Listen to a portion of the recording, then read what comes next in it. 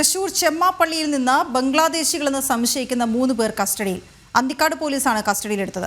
രഹസ്യവിവരത്തെ തുടർന്നാണ് നടപടി. ആനന്ദ് പുത്തൂർ ചേരുന്നു വിവരങ്ങളുമായി. ആനന്ദ്, എന്ത് രഹസ്യവിവരമാണ് ലഭിച്ചത്? ഇവരെ മറ്റു രേഖകളും മറ്റും പരിശോധിച്ച് എന്ത് മനസ്സിലാക്കി? എന്നാലും ഇന്ന് പുലർച്ചെയാണ് സംഭവം.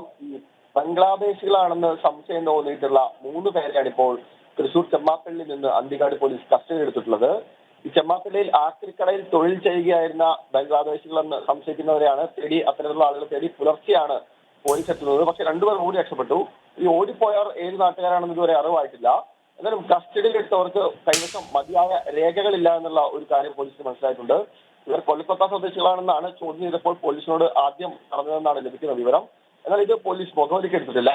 ഇവരുടെ കൈവശം തിരിച്ചറിയൽ രേഖകളോ മറ്റൊരു രേഖകളും തന്നെയില്ല. എന്നാലും കൂടുതൽ കാര്യങ്ങൾ പോലീസ് ഇതുമായി ബന്ധപ്പെട്ടുകൊണ്ട് അന്വേഷിച്ചു വരികയാണ്. അല്പസമയത്തിനകം തന്നെ ഔദ്യോഗികമായിട്ടുള്ള കാര്യങ്ങൾ അറിയാൻ സാധിക്കും. വീണ. ആനന്ദ് പുത്തൂറാണ് വിവരങ്ങൾ നൽകിയത്.